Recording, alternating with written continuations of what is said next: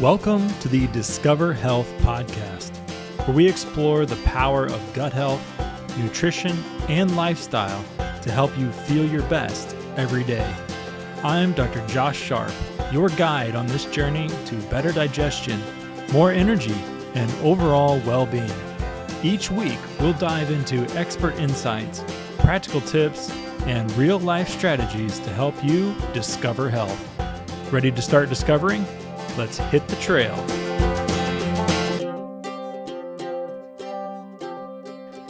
Welcome back to another episode of Discover Health Podcast. Joining me today is my friend and natural health expert, Harmeet Singh. Harmeet is a chemical engineer by background, and he holds both bachelor's and master's in chemical engineering. He's worked in increasing roles and responsibilities with several chemical, petrochemical, upstream petroleum companies with a total of 20 years of industry experience. He himself has seen over 43 different practitioners in various fields of medicine for his own health challenges, including conventional, Ayurvedic, traditional Chinese medicine, functional medicine, environmental medicine, homeopathy, biological dentistry, naturopaths, energy medicine, and foundational medicine. Then, after fully recovering from his own health challenges, he became passionate to get the required training and certifications to practice functional and foundational medicine to help coach clients with similar pain points and health challenges related to their chronic illness. He is a functional medicine and functional health practitioner, board certified holistic health practitioner, and he helps clients find the triggers behind their chronic illness using detailed health history, advanced lab testing, blood work, food sensitivity panels, and muscle testing. And this approach helps him tailor protocols for targeted needs for any given client. He uses nutritional supplements and lifestyle changes to address chronic illness. He started practicing in 2024 virtually, and he has helped hundreds of clients around the world with chronic illness such as mold toxicity, heavy metal toxicity, Lyme and Lyme disease co-infections, gut dysbiosis, parasites, and EMF sensitivity. Thank you so much for joining me today, Harmeet. Sure. Thanks for the intro. And Dr. Josh, it's great to be here with you again. And thank you for the opportunity. Well, today's topic is one that I think goes under the radar, pun intended, so often. I think it is so overlooked. And what I have found in my personal experience, but also clinically working with clients, is EMF, electromagnetic fields, and EMF sensitivity is a huge component for so many people struggling with chronic health issues. Can I ask you, what is EMF and what are some common sources? Where does it come from in everyday life? Sure. So EMF, like you said, electromagnetic field or radiation. Okay. So it's kind of a source of energy which travels in the form of waves. So think of this as light waves or radio waves. Okay. And those waves have a certain wavelength and a frequency. Okay. And wavelength and frequency are the terms by which you can tell which radiation is more powerful and weaker. Okay. And that's how they are characterized. And so I want to break it down real quick so you have a non-ionizing and then you have a ionizing. So on the EMF spectrum, and up till let's say in the early 2010, it was known or it was considered that the non-ionizing was not that harmful. Okay. But then almost 1,800 studies, came out predicting the effects. So the ionizing is more like your X-rays, okay, your gamma rays, nuclear, so those sort of things. So it has the reason they call it ionizing is because it has the potential to remove the electrons of an atom. So very, very harmful to the DNA, right? Versus the non-ionizing, which all of us get exposed to on a daily basis. Talking about any electronic device, your cell phone, your tablet, your smartwatch, and we're going to dig details into more sources later on. But so those are all non-ionizing. So which means they have shorter frequency, okay, low frequency, and then longer wavelength, okay. So they don't have the potential to remove ionize those electrons, but they shake that atom, okay. So meaning long-term exposures eventually get you, okay, and then it also does those lot of oxidative damage, okay, and then you have your cell DNA impact. So it's now, up till, like I said, 2010, it was thought that only there were thermal effects, but biological effects were also highlighted in all these numerous studies. And I think we're going to focus on the non-ionizing, sources. Okay. Right. And in terms of sources, just real quick, so let's take an example of a typical household, right? So you walk in to your, let's say, from your garage into your laundry room, so you have your washer and dryer. Okay, so anything that spins and has an electric, source, so by law of nature, it's going to create that EMF radiation. Okay, so any electric source, magnetic comes with it. Okay, so you can't separate those out. So your washer dryer, then let's say you are in the kitchen, you have your appliances, your dishwasher, your microwave, which is your powerful, source of EMF right in the kitchen. And then if you happen to run an air purifier in the kitchen, so that's your source. And then let's say you go into your family area, living room, you have your smart TV, the smart TV remote. Okay. And then if you go, your bedroom, you have if you happen to have your alarm clock, digital alarm clock, that's a significant source of EMF. And then if you go to your a typical bathroom, and then you're using electric toothbrush, okay, or you have your hair dryer, right? Or even those, what do you call, to the flat irons, right? Those for women. And then air purifiers in your bedrooms, okay, even your HVAC system. So if you happen to be, let's say, if you're on the second story of your house, and your bedroom right above your head is your HVAC motor and blower running, right? So that's a significant EMF. And then I want to highlight smart meters. So everybody has smart meters in their homes, right? So that's another one. So those are some of the typical sources. And then your smartwatch, your cell phone, your laptop, your tablet. So it's not that we going away from those sources. So they keep building. So right now it's all 5G, right? So later down the road, who knows what's when the 10G, 15G are coming along. Right? Exactly. I really like how you talked about how, yes, it's not ionizing, but it kind of shakes or oscillates those atoms. And a Hmm. way that I like to think of it is if you hear someone who's really good at playing the violin, it's a Right. beautiful sound. And when those notes are played properly, it's very calming and soothing to your body. When you Right. put that violin in the hands of somebody brand new that's never used one before, it still True. makes noise, but you don't get the same effect. The Yeah. frequencies coming from that violin, can cause you to recoil. And that's what happens inside of your body, right? Your cells kind of recoil, and Yeah. it can actually trigger a stress response and trigger some of those stress hormone chemicals, which is not what we need living in the United States. We don't need any more stress, right? Very true. So I'll give you a personal example. So, a lot of people, I mean, functional medicine doctors and even other doctors are aware of those adaptogens for helping out, your stress glands, adrenal glands, right? So I was put on those as well. And let me tell you, so when I say story, so when I mitigated the EMF sources in the home, I didn't need to take those as many throughout the day. It was a Yep. it was a significant drop in the stressor on the body. EMF was a huge stressor. And then I was like, so I still kept my dose like 2 caps twice daily, just not throwing the name of the products, but let's say 2 capsules twice daily, morning and lunch. And when I mitigated that, I had to go back to 1 cap just with breakfast. That's it. Okay. And then now I don't take any of those. So Yeah. so yeah. It's Yeah. definitely It's like so it you just keeps your body in that elevated state. in Now, a why do you flight think flight some people fight or flight mode, right? absolutely, that's exactly what it is. Why do you Mhm. think some people are more susceptible to EMFs than other people? Okay, so that's a great question. So I was not EMF sensitive. So, or the term they use is EHS, right? Hypersensitivity to EMF radiation. So I was not. And likewise, there are a lot of people who don't know, right? If they are sensitive or not. So if you remember from our previous episode, where we talked about mold illness, right? So Right. I was chasing,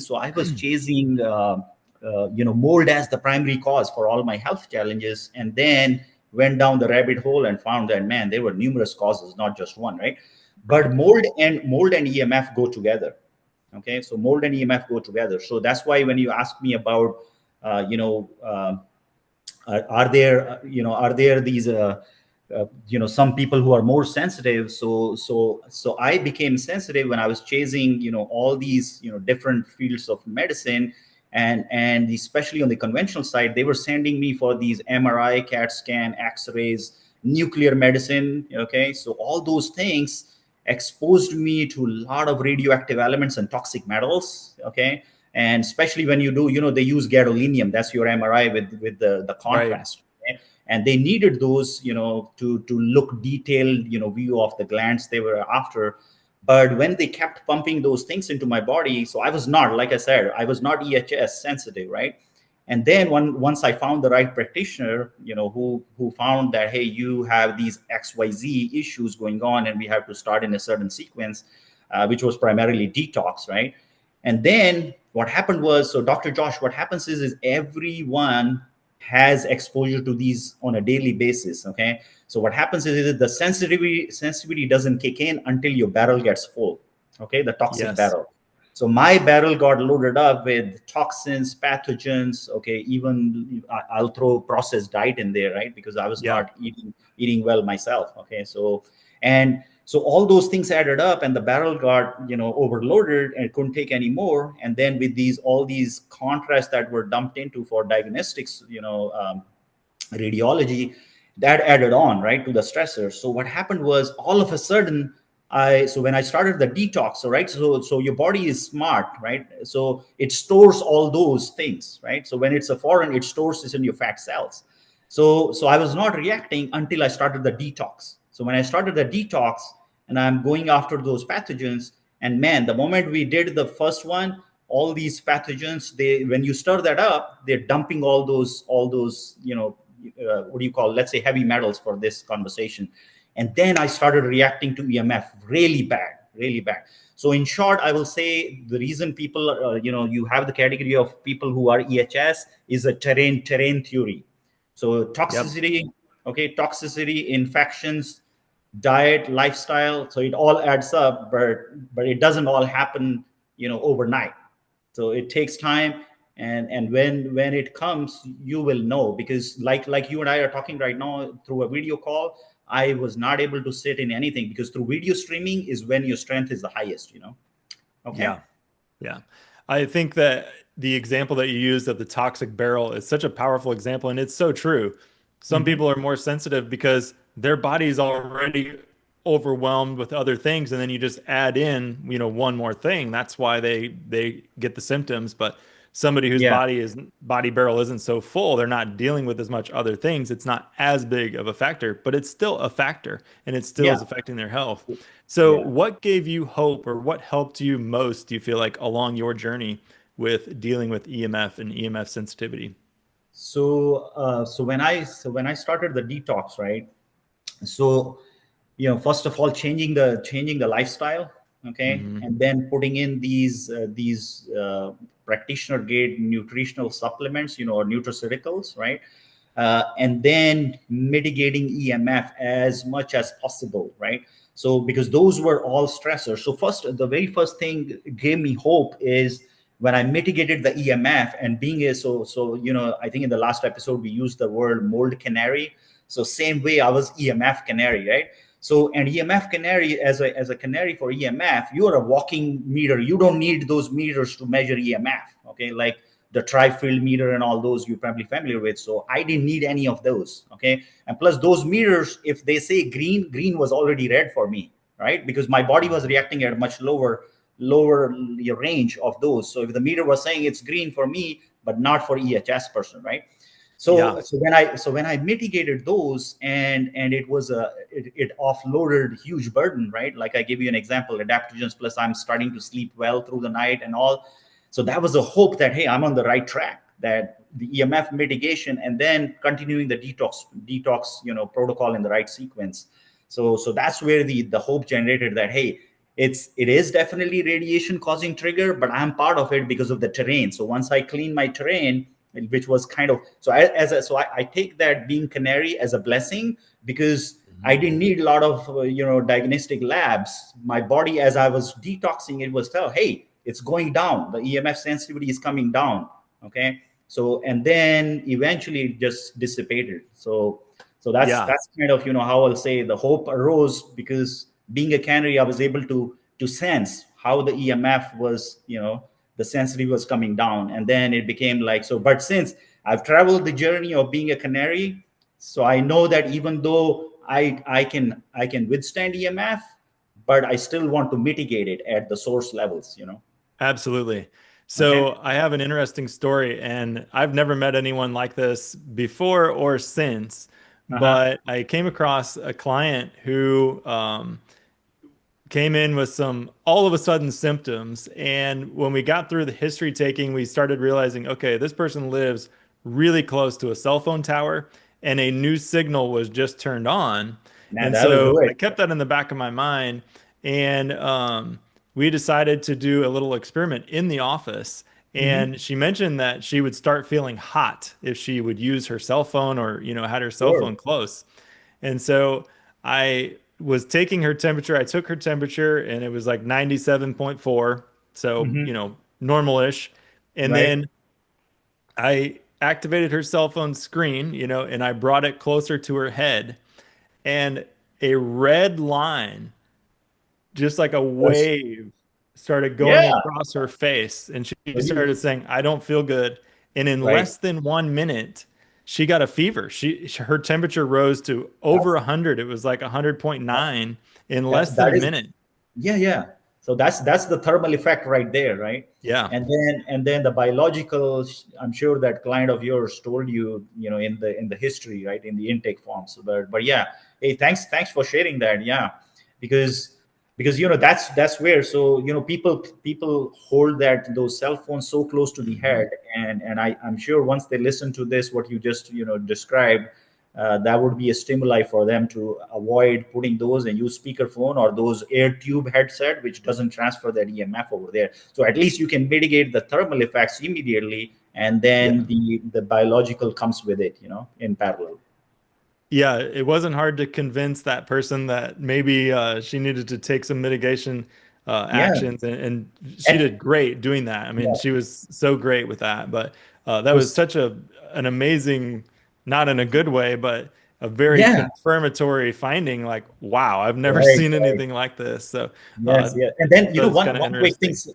while yeah, no, for sure. So like you were mentioning about the client with the cell phone sensitivity, right? So same thing. I had a client, and in the history, I asked them about the bedroom, digital alarm clock, what kind of bed you sleep on, and they were using, so without taking the name of the brand, the ones where you can inflate, deflate, what side Yes. and Yeah. change the pressure Hmm. and all. Those generate significant EMF, right? And when Yeah. you are in your bedroom sleeping, that's your rest and digest and healing mode. You don't want to be bombarded with those EMF. Okay, so No. electric. And then another client had electric blanket that they loved, but that electric blanket was causing EMF, EHS sensitivity without knowing, right? Right. So yeah. Absolutely. Yeah. Okay. So that jumps right into our next question. So, what are the biological effects? What's the impact that EMFs have on the body on a cellular or on the nervous system level? And we touched on it just a little bit, but how does it actually affect the cell? How does it affect what's going on in your body? So it was, I think, it was around 2012. Okay, and Hmm. this was Dr. Martin Paul. Okay, and he so for the non-ionizing radiation. Okay, so he did this research, and he is the one who made the connection that how non-ionizing radiation, which we just talked about, all the sources, they impact at the cellular level, right? So Yes. what happens is, he came up with this concept called voltage gated calcium channels. Okay, so VGCC. And what that is, so with those, remember we talked about these non-ionizing, the shaking the atoms, right? And Hmm. then so at the cell level, and even the subsets of the cell, when we talk mitochondria, your Golgi complex, you have your lysosomes and all. So what happens is it messes up the calcium flow, okay, in the body, and then all these cascade effects start. So until Dr. Paul's research, the non-ionizing part, the impact, how they impact was not totally known, right? So when this came, then all these studies, which I mentioned, and there's a source, before I forget, I want to bring up bioinitiative.org. Okay, so those guys in 2012, and I'll put it in the chat so you can put it in the description. And so if you go to that web page, so so this group collaborated all around the world. A lot of researchers, scientists, physicians, and they highlighted the harmful effects. Okay, both thermal were known already, but the biological specifically on Mhm. numerous organ systems throughout the body from head to toe. Okay, and so on that one, if you go to the conclusion, you can see what those impacts are. But at the cellular level, so this is where then it brings in your oxidative stress, lots of free radical generation, and then it just is a cascading effect. Okay. Yeah. So it impacts your nervous system, because that's what happens is when you become EHS sensitive, it's a limbic system dysfunction. So then your sensitivity to light, EMF, sound, all those start to kick in. And you, because limbic system is the one controls the parasympathetic and the sympathetic, part of the autonomic nervous system. So that's how it is. And in terms of the symptoms, it just all over the place, not just neurological. You have your cardiac respiratory systems, and even your ophthalmic. Okay, so I used to have, so I'll give you my examples in terms of the symptoms which used to trigger, all the time, and I was able to make those connections. So from just thinking about the head. Okay, so first thing was the eyes. Okay, blurred vision, Yeah. complete. Okay, and then you have eye pressure, pain, and I went to ophthalmologists mentioning about all that. They had no clue what could have been causing it, right? And they will do the, and then you have, blurred vision, kind of a burning sensation, and then on the and then ringing in the ears. Okay, so that used to, so, and I was able to tell, being a canary, that if I walked away from the source, okay, it would improve or eventually go away. Okay, so for example, microwave, right? So if you go to the meters and all, they say, hey, distance is your friend. So if you're like, 6 feet away, 5 feet away from the source, if you are at like a 4% of the original, if you're right next to the source, okay, of the Right. 4% radiation. But for me, or for anybody who is EHS, right, the extra hypersensitivity to EMF, that distance rule doesn't apply. For me, the microwave, you will be shocked if I tell you it was 61 feet away. I had to be Whoa. 61 feet away. Okay.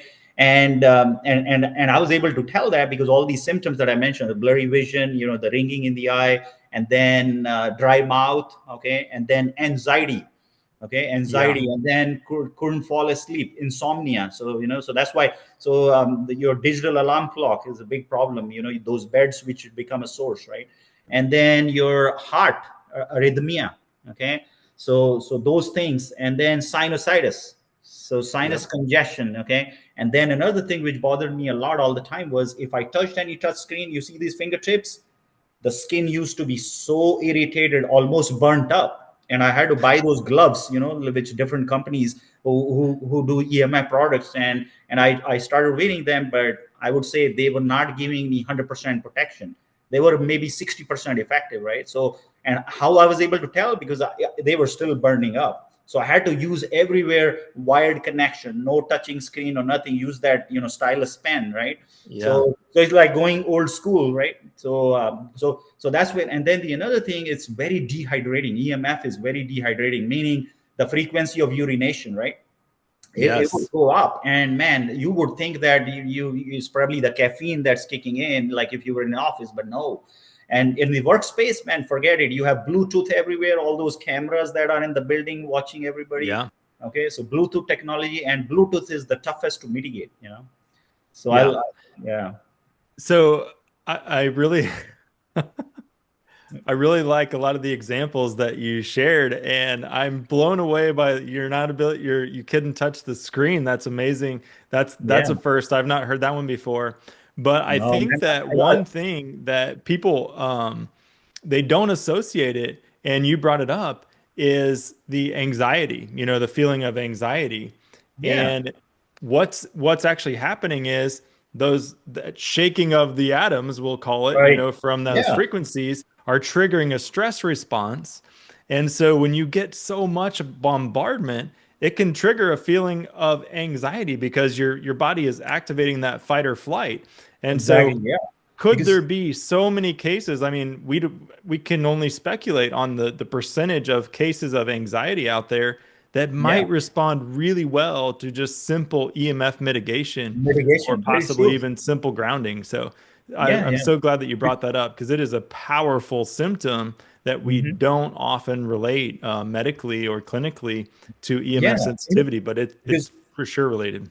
yeah, because even I'll throw another example. It just clicked my mind. So for my course certifications, when we were all living in the virtual world, right, from pandemic Mhm. times, and everybody had to be glued to to Zoom calls, right, for all your Yeah. meetings or other programs like Microsoft or other, and and I was going through the EHS journey at that time. So let's say I'm the guy who's in the meeting, who is the lead technical guy, and you are the keynote speaker and all. And I would sit close to the computer, right, screen or tablet, whatever I'm taking that call on. And man, all of a sudden I'll be completely blank, okay. And then just like you mentioned, the thermal effect, the temperature, like if I touch my forehead, it was so warm, and then I'm totally lost, so anxious, and then man, and I'm feeling like I need to run to the restroom to pee, okay. So it was like, so every 15 minutes I had to run to the restroom to pee, basically, because that video streaming from those calls were causing all that cascade effect, okay. Yeah. And like I said, so that's why, so kidneys get impacted a lot, as well as your liver, okay. But Yeah. brain, so brain, okay, so I think I don't want to skip this. So brain, thyroid, okay, and then your heart and liver Yeah. and kidneys and Absolutely. kidneys. So those, I mean, personal experience, like I mentioned to you, through these examples that we have talked so far. So but if That's you great. if you go web search, man, there are tons of symptoms. But I want to show, basically highlight the ones which I personally experienced. And so it's not limited to these lists that I just talked over here. It's numerous. So, and then the other fun part for me was, because I was tackling mold and EMF at the same time. Man, the symptoms were overlapping, right? So how do you figure out, is it mold causing your frequency of urination, or is it the EMF, right? So I had to play that game for several months to figure out that, man, it's EMF now and not mold, right? So yeah. And then let me bring up another. So just a 30-second example. So Dr. Klinghardt. Okay, so he worked with some of the physicians in Switzerland, and they made a connection that mold gets threatened by EMF so much that if a typical black mold on a wall, let's say 1 inch black mold Mhm. on a wall, generates only 20 to 40 mycotoxins in a day, okay. But with the EMF exposure to the mold, okay, or strong Mhm. EMF, let's say throw in a Wi-Fi router, okay, in the house, and let's say black mold 1 inch was in that closet or that area, it started generating 1800 to 2000 mycotoxins in 24 hours versus 20 to 40. Okay, Wow. because the EMF threatened their environment. So now they're like, man, we are just gonna keep going. Just an So exponential increase. Wow. yeah, yeah. So that was Dr. Klinghardt, and then the physician in Switzerland, which figured this out. And then it was like, man, and being a mold canary, man, I was always listening to every guru or physician out there, whatever field of medicine they are in, to make the connection. And when I realized that connection, man, it was a game changer for my personal health, right? Because I was like, hey, you know what? If I have to work on mold, I have to mitigate the EMF so that I'm not threatening their environment in my own house, right? And same thing I applied in my workplace. So I'm like, man, I'm mitigating all the EMF because all workplaces have tons of mold mycotoxins. So I wanted to make sure that, hey, they are doing 20 mycotoxins in 24 hours, not loading me up with 2000 in my office, right? Yeah. So yeah. So I just Absolutely. wanted to throw in that connection in there because that was fascinating for me when I was going through this journey myself. Yeah, that's unbelievable actually. So Yeah. you touched on a little bit the role between heavy metals and EMF sensitivity. Can you explain a little bit about how those two interact and why those two kind of go together? Yeah. So for me, I mean, you mentioned in my introduction, right? So 20 Mhm. 20 years of industrial exposure to all kind of toxins, chemicals throughout, and I'm sure heavy metals were in there too, right? When I was working in specialty chemical industries. So, Sure. and then some of the catalyst production. So those were initially already there, right? But then all these radiology, for diagnostics, right? So they throw in all these other radioactive elements, toxic metals. So what happens is, the way they play out is, now your what do you call your drainage channel, right? Your drainage channel is now getting blocked up or clogged with all these toxins, right? And so specifically about toxic metals. So what happens is when they clog up, now you are a sitting magnet. You become a magnet for EMF. Okay, so Hmm. those metals become being blocked in your body, right? Because your drainage channels are blocked. Your detox, like we're talking about your liver, your kidneys, and then your lymph system, right? So all these, so now you with that toxic barrel load overflowing, your limbic system dysfunction appears, right? And that's what they call another term, mast cell activation syndrome, right? MCAS. Yeah. So once that MCAS trigger in, now forget just mold. Now the EMF is becoming a huge stressor on your body, and the heavy metals has a strong connection because of that magnetic effect, right? And then, but in order to get rid of those, you have to work on the mold as well. And then guess what? When you're working on the mold, you have to work on lime as well. Okay, so it's basically, if you ask me, what are the top three or four areas for EMF sensitivity to be mitigated?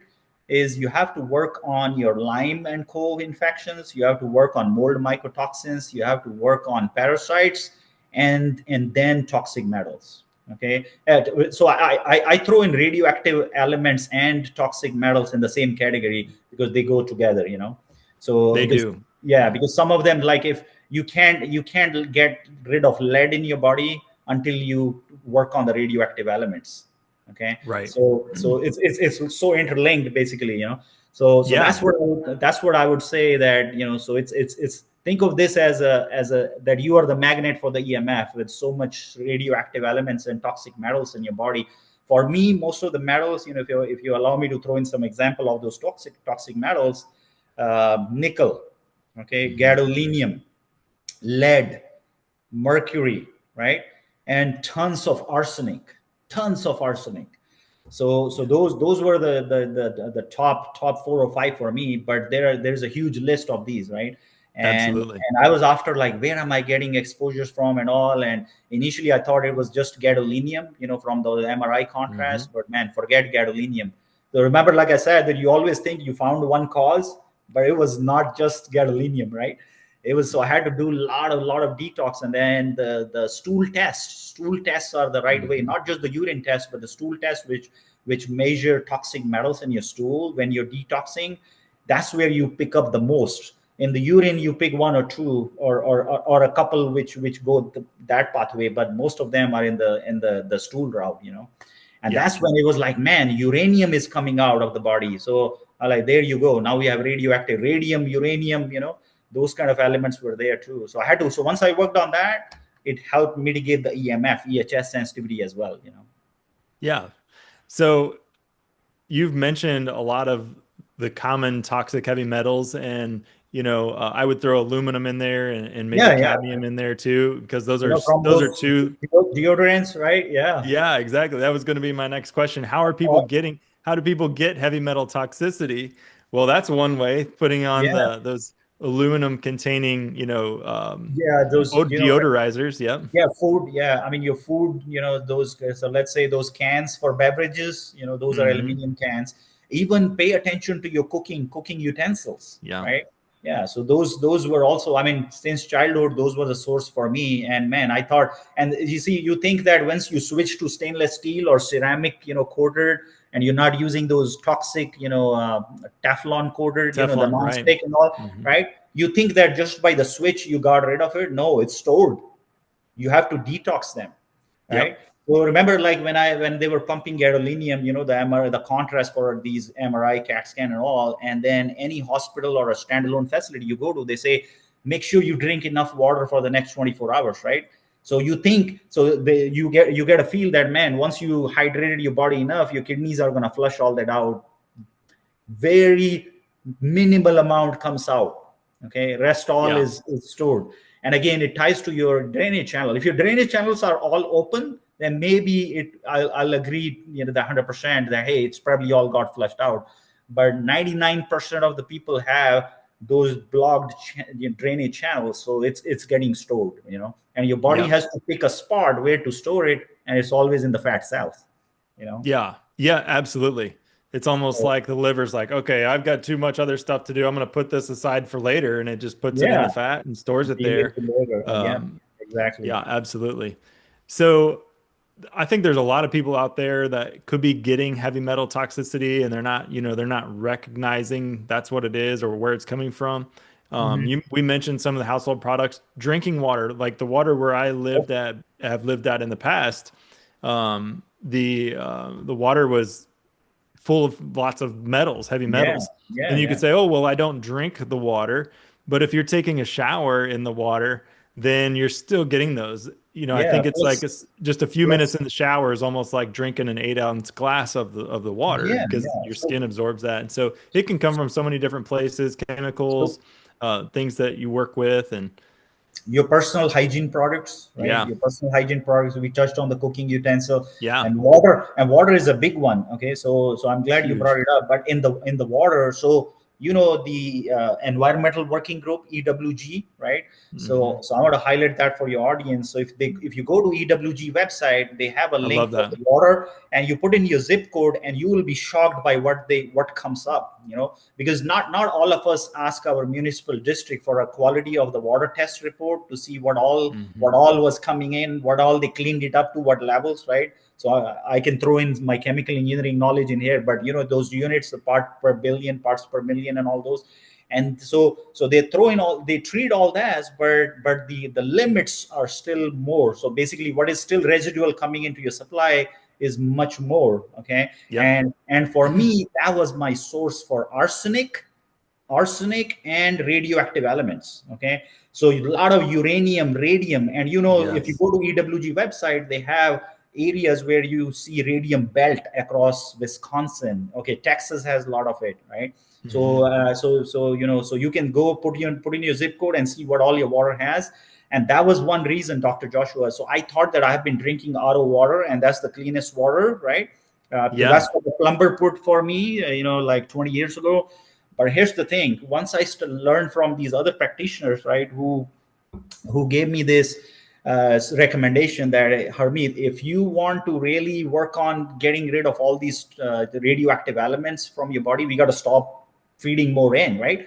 And they say, Absolutely. hey, you need to switch to distilled water for drinking. So I bought this, distiller, which I'm sure you're familiar with. So those distillation unit, so that's my source for drinking and cooking. And then shower and all, we have those, they call it point of use filter, right? So point of Yep. use, which is knocking out whatever the stuff, so that you're not exposing, because skin is your major organ, right? So it absorbs everything. So during shower, whether it's your 5 minute or 15-minute shower, you're absorbing whatever that water has, right?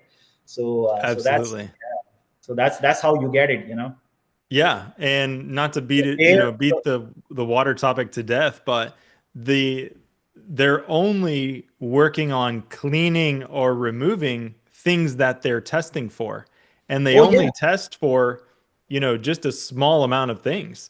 right, After right. speaking with employees from the state of Missouri and the water, they only Hmm. test for a few things. And so they're only Right, removing things that they're testing for, and they're yeah. not testing for, tens of So thousands of things. And so yeah, I mean, we still don't and know what's yeah, in I there. mean, And so, yeah, I think EWG website is the best resource, yeah, it's but you're great. right, so your point is well taken, because how about all these other unknowns, right? So Yeah, there's so many unknowns. So that's why, so as a chemical engineer, right? So distillation, I mean, I can spend days talking about it, but distillation purifies the each water drop by drop, whereas there's nothing left in it, and it's just all pure water. just water. Versus Yeah, RO or any other technology where it's just going through the membrane to purify that water, but these radioactive elements go through it. Okay, they just go right through. Yeah, so the primary reason for me to switch out of RO, I mean, I still have RO which we use, but what I do is the outlet of the RO system. So I let my RO do all the legwork, the hard work, right? And hmm, then I feed the output of that RO water into my the distiller tank, so that my distiller tank would not scale up, right? If I feed the tap water to it, man, it will scale up very quick, and I'll have to spend more on maintenance, right? So what I do is I came up with that thought, and I told the manufacturer. He said, "Man," so I sent a picture of the internal of the distiller to the manufacturer, and they said, "How many months?" And I told them this is after 9 months of use. They were shocked. They said, where do you live? What zip code and all that? And I told, hey, wait a minute, I forgot to tell you that I'm not using tap water into the distiller. I'm using RO to clean up. Let's say RO is my insurance against the distiller. And they were like, that's a Yeah, brilliant idea. you know, that's great. so, yeah. So So, basically, primarily distillation for radioactive elements and VOCs. You know. yeah, I agree. Okay. We've got a distiller and we love it. It's great. Yeah. So obviously you can't fully escape EMFs. I mean, they're everywhere. They're all around. If you Hmm. live in any civilization, that where there's electricity, where there's, It's coming with it. aircrafts flying overhead, where there anywhere there Yeah. might be radar, sonar, you can't escape it. Yeah. So since we can't escape it, what are some tips that you have for people that are looking to reduce their exposure at home or at work? Yeah. So there are, a lot of ways people can go after, right? So Hmm. so if we start from, so remember we talked about the sources, we already talked. So if you talk to, and I want to break it down as non canaries and then canaries, right? So there are three ways, right? So they say if you talk to the EMF experts, which I had to in my time, right, when I was going through my EHS sensitivity journey. So Hmm. they say there are three knobs you have. One is distance, right? So create a distance between the source. So like microwave, I said, man, I had to go to 60 feet away, but that's not feasible for every day, right? And so distance, or at least from your laptop, like you and I are on right now. So distance, okay, and then you have your shielding the source, right? So you're using wired connection everywhere, wired keyboard, wired mouse, wired Ethernet cable, right? And then you have not using digital alarm clock, but just the battery analog type, alarm clock. Your Wi-Fi router is turned off at night, right? So they were giving me those kind of examples. Then your smart meter is shielded. They have shields that you put on, right? It's like a Faraday cage. You put it on, and then at least you're shielding all that exposure. And so all those things were mitigating the effect. And then you have fabric, clothing that comes on, right? So these block the EMF. Then I remember I was telling you the gloves, or use the stylus, right, on your anything Hmm. that is touch screen. And then they have those pads that go under, that you slip under the laptop, and it absorbs everything, radiation from there, from your laptop. So so all these distance, and then you have shielding the source and shielding yourself, right? So it's three ways to do it, right? But for non-EMF canaries, they can only do one out of the three, and they'll be fine. Okay. Hmm. But for the EMF canaries, like me, when I had to do all three of them. So Yeah. basically, I had to create the distance, okay, and then I had to shield the source, right? So shielding the source, whether you use some kind of grounding mat, right, and then using shielded cable for your Ethernet, and then I had to shield myself, wearing those protective clothing on myself. They have those beanies, they have Yeah. those neck gaiters, your vests, and although I mean, if you go to those websites, like I can mention some in the description that you can put in for your audience. And then, but what I had to do was I had to go beyond, just those, shielding the source. So for shielding myself, all these things that I mentioned to you, the clothing and all, it wasn't providing me 100% EMF protection. Right. Okay. So because I had so much toxicity in my body, right? So it's not the problem of the manufacturer that they were not able to give me 100% protection that they claim, right? So those products work, but it's just my terrain wasn't clean, right? So I had to go to these other natural options. You might have heard of those. You have the shungite, and then those Yeah. those natural rocks, right? And they come in a belt, or you can wear it. Yeah, exactly. So you see, and Okay. they come in pendants. Okay, they come in bracelets or wristbands, those kind of things. So I had to use those in combination of these distance and shielding the source. So basically, even when I had done shielding the source, distance being in there, I had to shield myself on top of it in order to that. And then when I did all three of them, it was 100% protected, meaning I was at 0% exposure from any source, whether it was appliances. Okay, for appliances and all in the kitchen, those green wave filters or Steger filters, right? Those are plug in. So those mitigate those effects from your appliances also. Okay. Okay. So I had to use combination of all three. But in terms of, and then for cell phone, like we mentioned earlier, so speaker phone, or use those ear tube sets. and EMF blocking, options that we already touched upon, right? They have those pouches where you can put your phone on, and don't put that in your, and never be next to a phone which is turned on and being charged. If you, Yeah. yeah, that is a huge EMF source, so either you can turn it off and put it on charge, or you can put it on for charging away from you in a separate room, so it's Yeah. it's basic it's basically like that, so there are lots of ways, but all techniques and technologies, they fall in those three categories, so distance, shielding the source, shielding yourself, okay. That's great. I like how you simplified that. So I really, we've touched on this already, but building resilience, basically empty your barrel, get rid of Yeah, toxins, get rid of, yeah, quit putting toxins in and then help your body detoxify. That's so important to right. improve your resilience against the EMFs. And then we've talked about, some of the things, but what are some lifestyle changes or some simple things besides taking those mitigating effects? Are there any things that we can just do for our daily life that would help us with EMF sensitivity? Yeah, so like this is functional medicine mantra, right? Clean air, clean food, clean water, right? And I throw in the fourth one, which is clean environment. So meaning mold and mycotoxin free environment, because mold Hmm. and EMF are so strongly connected, right? So Yes. and then all those audio visual equipment, like if you have home theaters in your home, that's a strong EMF source. Hmm. So over there you mitigate, using those, like I said, that those Sturgeon meters or green wave filters, or there are other companies which call them harmonizers, right? So you throw in a harmonizer which go into the plug in one of the outlet. So do those things, and then like some of these things we talked about, so your bedroom should be totally EMF free, totally EMF free, Yeah. because that's the time to heal for whatever, whether it's your 6 hours or 8 hours sleep.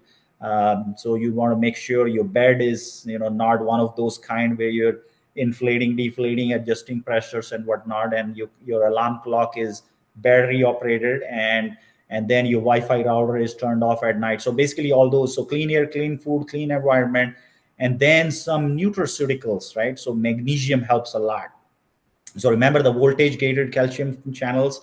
So Hmm. so magnesium, the one which is more bioavailable form, like magnesium glycinate is readily, because the forms of magnesium which will give you bowel, give you diarrhea, right? So because it's a poor absorption. So those, then CoQ10 helps, okay, Hmm. and then vitamin C helps, because we are talking about free radicals, right? Those get Yes. produced, so a lot of oxidative stress on your body. Glutathione, right? Because what happens, Hmm. remember I mentioned earlier, EMF is a huge stressor to the liver, right? And your liver is the one detoxing all those free radicals and whatnot. So for that, glutathione. So glutathione, electrolytes. So those things help a lot. And then some companies, I'm not sure if you heard of these, Supreme Nutrition. Have you heard of Supreme Yes. Nutrition? Hmm. Okay. Yep. So they have a product called Body Guard Supreme. Okay. Okay. And it is specifically for EHS people, EMF sensitive people. And so they told me, so I spoke with the founder, because remember when I touched everywhere, man, when I was going through EHS, right? And really, I mean, Dr. Lebowitz, right? So he told me that, hey, Harmeet, we created that product initially for kidney health, but then they learned that it was helping people with EMF sensitivity. Okay. And now I can tell that, why Dr. Josh, it was helping, because I had a parasite in my right kidney. Okay. Right. And right kidney filters toxic metals and radioactive elements. Okay. So if your channel, your blocked, your drainage is blocked, it's not cleaning out your body, your barrel is filling up. So that was a game Yeah. changer for me, that because that product, when I muscle tested and asked the practitioner to muscle test for me, the Bodyguard Supreme was not testing well for me, right? And I'm of the opinion that if a product doesn't test well for you, don't find the other product that would test well, right? Because that's the band-aid approach. So I was like, okay, what do I need to do? In muscle testing, you can ask questions, right? It's like, what do I need to do, right? And it came up. So I asked the question in a way that, hey, is it a toxicity? Is it an infection, right? Is it pathogen? And the answer came, it's a pathogen. Okay, what kind of pathogen is it? It's a parasite. Boom. And then when I was at conference last year, Jimmy, and he said, man, your right kidney is impacted by a parasite. I was like, what kind? Then he gave me the kind, and then we worked on a protocol. And man, every single product which didn't used to test well for EMF for me. I'm talking about like the Bodyguard Supreme, then Desk Bio, another, they Hmm. also have an EMF product, but Yeah, none of them were. EMF Protect or something. Yeah, Yeah. yeah, exactly. Yeah, that's the right name. So, but none of those was testing well for me, Hmm. right? And I could have taken the product. I took it. I took the product because that's how I was like, hey, I told them it's not working for me, and they said, hey, it works for everybody else. That's the reason it's one of our best seller, right? And I'm Yeah. like, man, so what's going on? So I want to throw another personal story in there that if the product doesn't work for you, ask your practitioner what you need to do. And the problem is not the product. The problem is usually your terrain. Like Yeah. it was mine. It was a parasite. So I had to do that cleanse. It took 3 weeks on high dosage of certain products. Once I cleaned it, man, every single product tested well. So like, okay, so I now have options. Like I didn't have to just lock it to, that one. Yeah, So that's great. It's different for everybody, yeah, it has to be individualized, absolutely. So, exactly. if somebody wanted to learn more about you or your work, what's a good way to connect with you online? So I have a practice better, a booking page that we can put in the chat for the audience to look at. And then the best way is to reach me, my office at calling that number or texting that, and then we can look at your initial consult. And then I have an email address, info@mullyfoundationalhealth.com, and so I'll put it in the chat so that way you can share with the link of the webinar. Yeah. And I look forward to helping anybody who's interested in going through the healing journey that I went through, and I put my family through that, and then all the clients, hundreds of clients that have felt so much relief because they thought like I was like, man, I'm stuck in this going after different practitioners and not able to find all these answers, what's going on. And it always, so basically I want to close out by saying this: let's not escape the technology, like I'm talking specifically EMF. Let's learn to live with it. Okay. Yes. So and the only way to live it, because it's not that we're going backward like from 5G towards 2G.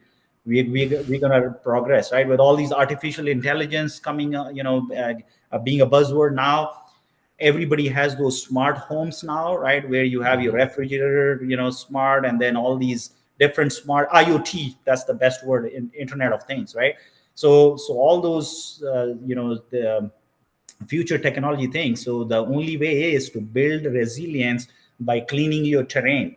So that's the way to do it, and then you will be able to say that, man, it wasn't the technology, it was you, basically, which so once you clean that, then you will be able to live with the technology no matter what kind comes through in the future. I totally agree with that.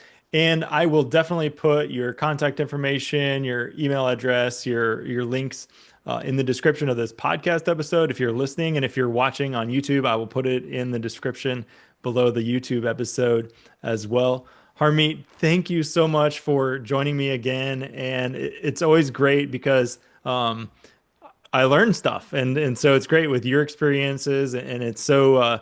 I'm sorry that you had to go through the things that you've went through, but also Yeah. the things that you've gone through and healed from. It's actually great because you're using it to bless other people who are going through similar things. And so, thank you for your work, and thank you for coming on the podcast. Sure, sure. No, thank. It was great to be with you today, and we touched a lot of areas on this topic, which has been a personal interest to me and all my clients.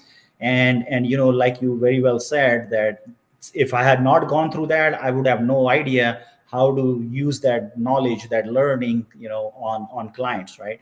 So one of the time, like so there is a mindset, right, in your healing. So I had that mindset always. This is like 10 years ago, like, why is it me, why is it me, right, man? I see people around who, those are totally fine with all these EMF sources. And then one of the practitioners put this into say, hey, your mindset need to be that right now your body, God is using your body as a vessel, okay, to all learn all these things, so that someday you will be able to apply these learnings and help numerous people. And how I totally see, back then, this was like 7-8 years ago when this practitioner mentioned about this. And this was an email, right? So I emailed that, man, why is it that every time we go we find something else in the rabbit hole? And she replied to me this beautiful sentence, right? And I saved that email.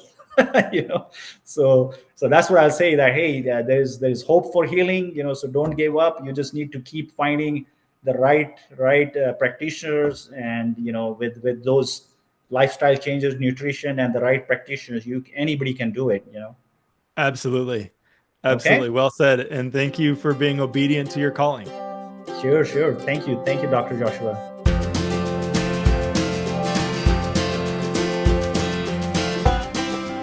Thanks for tuning in to the Discover Health podcast. Remember, your health is a journey, not a destination. Keep exploring, and we'll see you next week.